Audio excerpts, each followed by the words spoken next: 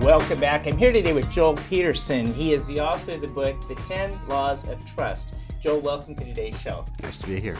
Joel, this is not your first venture in life. You've done many things before, including starting a venture firm back in the early 90s. And why don't you, for the listening audience, bring us up to speed of your background and how you got to where you are today, and then we'll jump into the book. Well, I actually started my very first venture when I was 11 years old.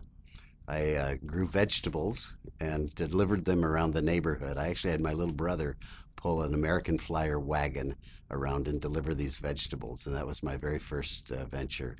And then I worked throughout high school, and then ultimately went to Harvard Business School, was hired by Trammell Crow, was there for about 18 years, became the national managing partner at Trammell Crow Company, and then started my own venture and growth capital firm in the mid-90s. So what inspired you to step out of your position where you were managing a national firm and to say, I just want to do something on my own?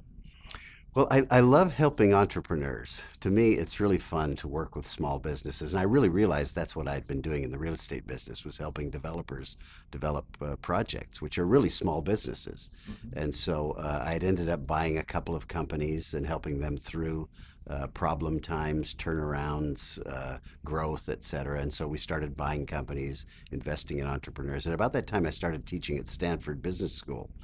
And so I drifted into teaching more and more entrepreneurial classes until finally that became my life.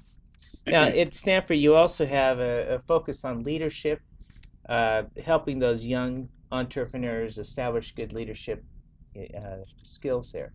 Do you have guest lectures coming in, or how do you run that program? So we've got a couple of courses we do. One is called Leadership Perspectives, where we don't just bring in new entrepreneurs. We bring in lots of very experienced. We have had 4-star generals come in and speak to the students. We had Steve Ballmer come in, Arianna Huffington, who's quite an entrepreneur in her own right. And so we have a lot of these very accomplished leaders come in and speak to students, although they really don't speak as much as they just expose themselves to questions from students. The students really run the class and ask the questions. And so it's a great class. So you're releasing this book, The 10 Laws of Trust. Yes. What was the genesis behind you coming up with the title for getting this book into the lives of others? Well, I had actually given a talk at LinkedIn, and they invited me to become what they call an influencer. And so I started writing articles, and somebody at American Management Association spotted these articles and said, we'd really like you to write a book, and we'd like you to write a book about trust. So I started to assemble some of the articles that I'd written at LinkedIn and other ideas, and just developed this book at their request. Now, when we're looking at the laws of trust, what is the first law? Integrity. And I think it's very tough to build a high trust organization without the leadership having integrity. And there's really two kinds of integrity. One is people do what they say they'll do. There's not a gap between what they say and what they do. And the second kind is not compartmentalizing your life. It's very tough to have integrity at work if you don't have integrity in your personal life. So I think, and people are smart. They figure that out. And so if you want to build a high trust organization, it starts with the leaders having integrity. You know, this book is just not coming from an academic standpoint, but you filled leadership roles and seen the need for integrity within organizations. You serve on several boards. Can you give me some examples of where having that integrity has really helped to establish some key decisions? And you know where it helps the most is in times of stress. You know, when things are going well, People feel like they're smart and good looking and everything's happening as you'd like. It's when the gale winds start to blow and you have to work with suppliers, customers, creditors, shareholders, and really do the things that it takes to make a business work. At that point in time, it's the trust that people have in you that allow you to get through the tough times. So, and I've seen that in turnarounds several times. I'm visiting here today with Joel Peterson. He's the author of the book, The 10 Laws of Trust. Joel, I need to take a quick break, and we'll be right back after these messages, and we're going to go through the other 9. Okay. I love fishing, with my family. I think it would be easier to use a net. It was so much fun. The times when we are together, it makes it all the more worth it. Having Dad teach them how to cast a fly rod, and as long as we're doing stuff together, we're having fun. Some people see a father and a son fishing together, while others see a succession plan.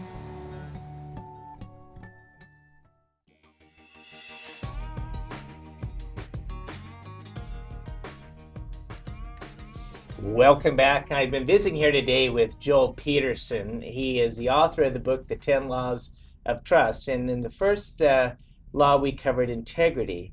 But the second is invest in respect for others.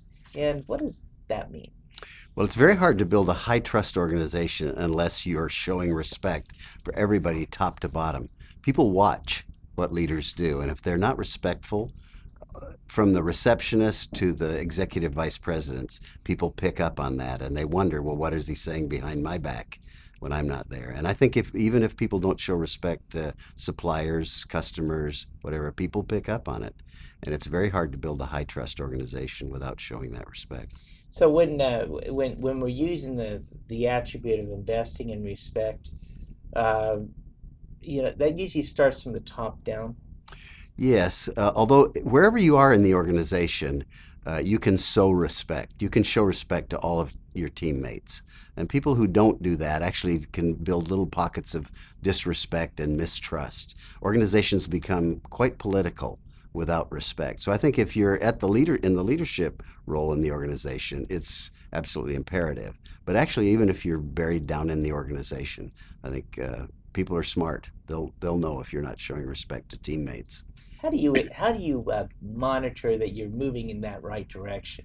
In other words, if the leader of the organization senses that there's a lot of underminings and things around the water cooler, what's the best management technique to kind of dissipate that type of attitude? Well, I think people follow what the folks at the top are doing. So I think if you're respectful, people will tend to be that way. But if you're seeing somebody who isn't showing respect, I think you have to pull them aside. There's certain things that are just no-nos. If people violate racial or ethnic or other kinds of things, then I think you have to pull them aside and do that. But I think even if people are, sometimes people use language or they'll explode in a group, you pull them aside and you talk to them and say, that's not acceptable around here. So the third area is that of empowering others. How important is that? It's vital. I mean, I think if you don't empower people, you're not going to build high trust among them. And usually what that means is you have to do it slowly. You give people a little bit of responsibility. You measure that, you talk about it, and you give them more responsibility. But I think the idea is you want to empower the organization as far out as you can, as deep into the organization as you can. I'm on a board with Stanley McChrystal, who was the 4-star general in charge of Special Forces. And he said that he would empower the soldiers until it hurt, as far down into the organization as he could until it hurt. And I think that's really the way to think about it is, figure out how to give people as much authority and power as you can. And then how do you, if that leads into the next topic of measuring, the fourth law is that measuring what you achieve. How do you empower and then measure back on that? Yeah, some people feel that they're in conflict. If you're empowering somebody, are you not trusting them if you're going out and measuring? Well, my view is if you aren't measuring, you really aren't fully empowering them.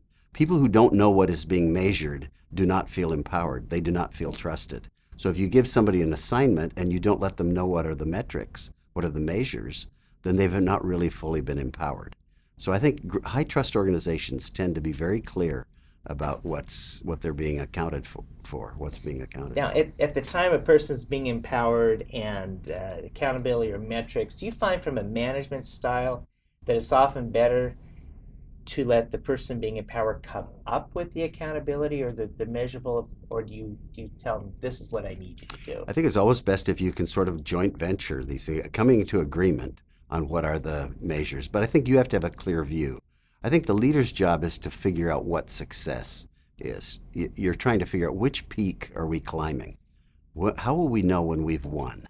So the job is to figure out what is winning And then I think you can work with people in the organization, say, what's the best route to the summit? How do we best do this? Because you'll find that people know in the organization, down in the organization, they know more than you do as the leader. So you want to joint venture those metrics with them, but you have to have a pretty clear idea of what summit you're climbing. Okay, so now I get the tough question here. Oftentimes, in the management meeting, questions get asked. You say, "This is the measurable, metric that I want you to come back with." Well, what happens when a person falls short? Is there? Do you outline repercussions up front, or is it like you go back to the drawing board, say, what went wrong here? How do we get back on track? Well, I think one of the things you realize is failure is a preamble to success. And if you have that notion that really you don't have to succeed at everything, we sit down and we talk about it. Anytime that things don't go well, we sit down and talk about it. We alter course. We figure out if we're measuring the right things, and we move forward. If you fail because of lack of effort, that's actually a much more serious problem than a lack of results. And if you fail out of a character flaw, you actually have violated a principle of integrity, then that's probably a failure where you end up no longer trusting. Now, the fifth law is that of the creating a common dream. Yeah. People don't do well trusting if they don't know what the goal is. And a lot of companies will actually create these mission statements or whatever that are kind of interchangeable. They really aren't a common dream. They just sound good. People want to frame them and put them on the wall. And really, if you develop a common dream together that inspires people, it gets back to this old idea of people want to be a member of a winning team, a respected member of a winning team doing something meaningful. If you can develop a mission around that, you will have people that you can't stop. I love the way you put dream versus vision.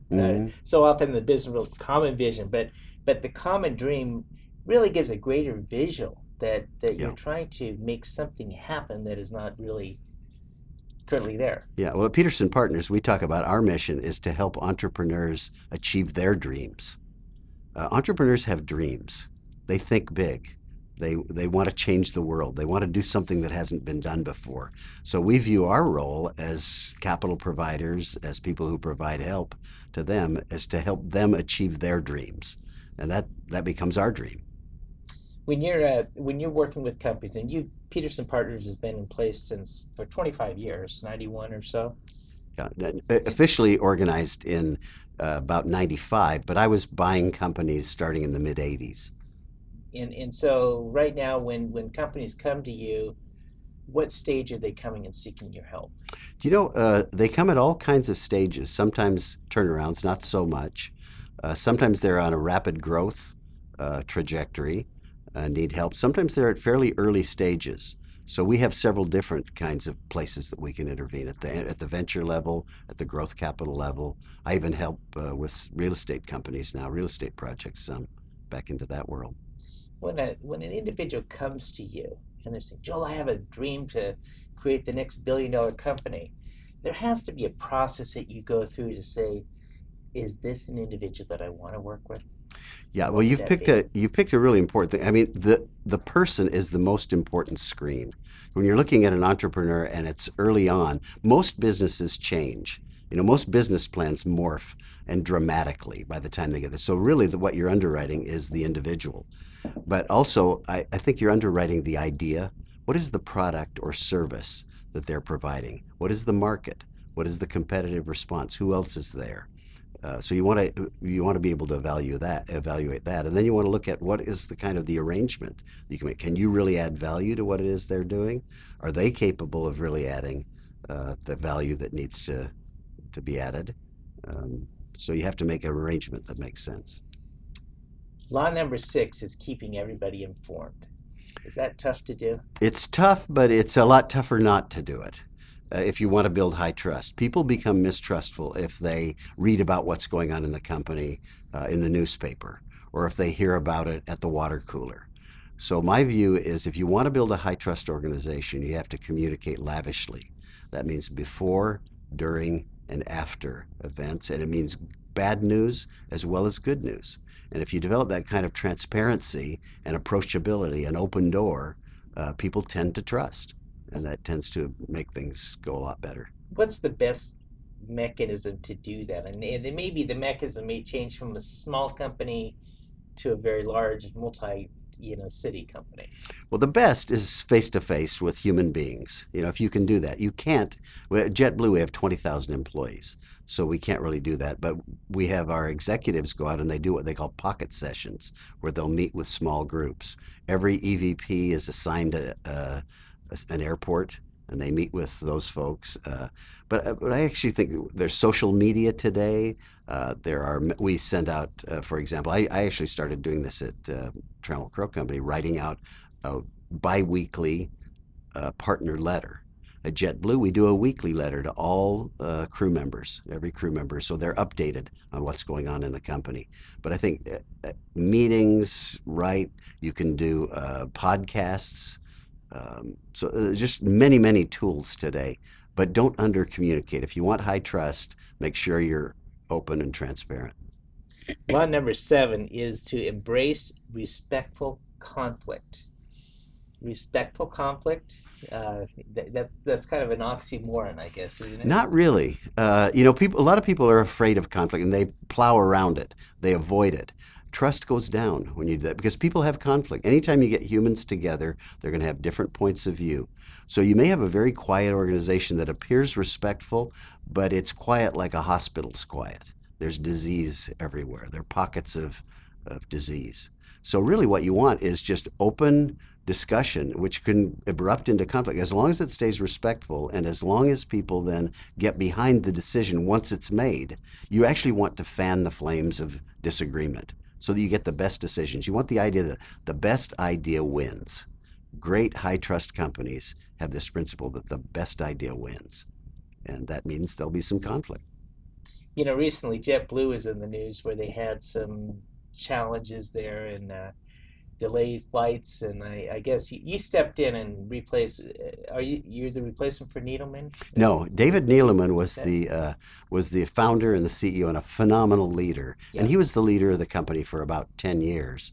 And it was just time to make a change. It wasn't really because but a lot of people think that because we stranded customers at JFK, that was the reason for him moving on.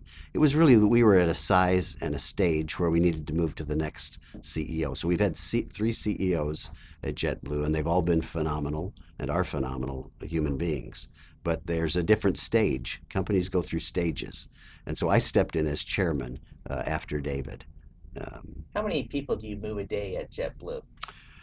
A day, we do about 38 million a year, so I'll let you do the math. Okay. It's a lot. And I thought, how many times in that 38 million is there going to be that delayed flight or, just something is bound to go wrong. But I think the respectful conflict and having well-trained organization really makes lots of sense in order to stay on track. Yeah. Well, we think we've built a brand around respect, around caring for customers. David's phrase was bring humanity back to air travel, which is a wonderful phrase if you think about it. How tough, and travel is stressful.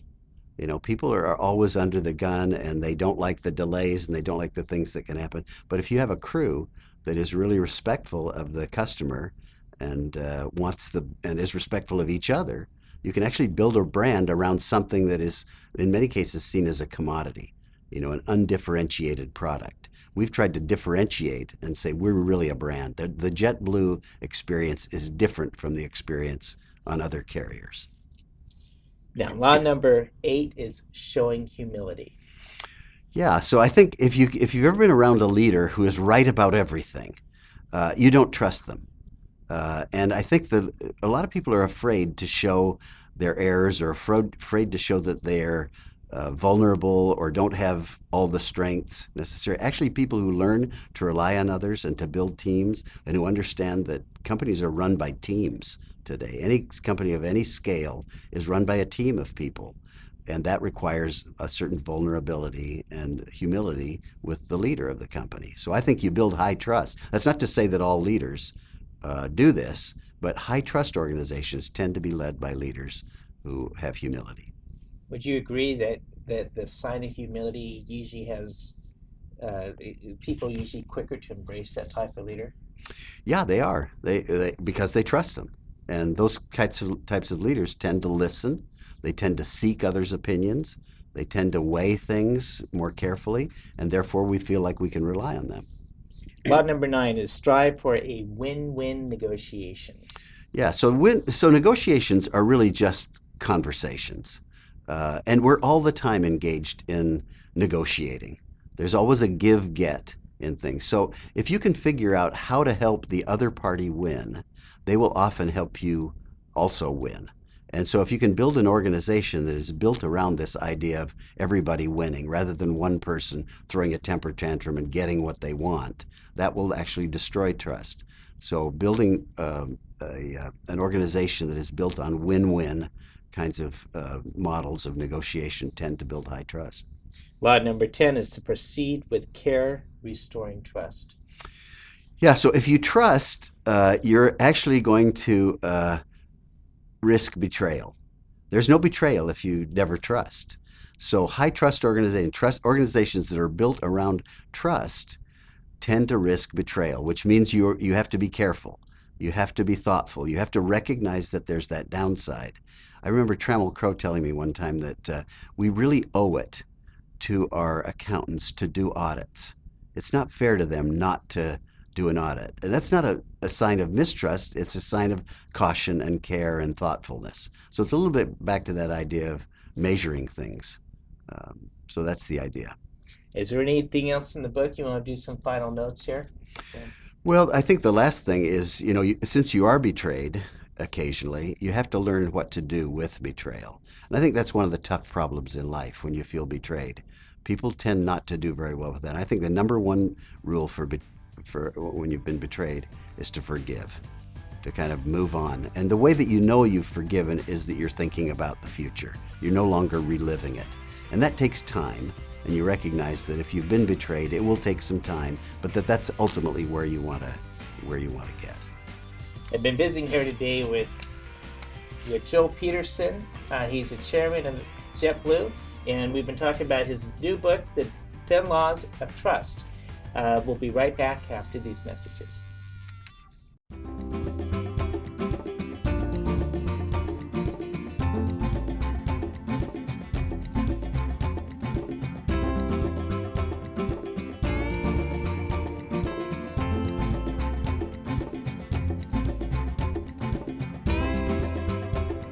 Since you can't take your wealth with you, spend time with your family.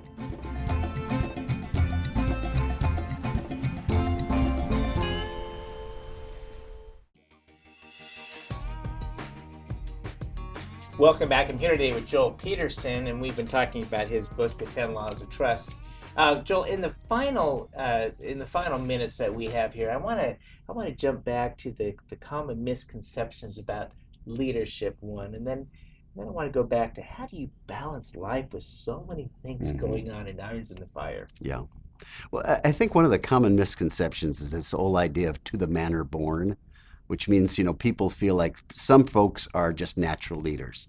They're born to that. They were brought into life as leaders. My view is that people can learn leadership just like they can learn anything else. And with intentionality, with practice, with principles, people can become better leaders.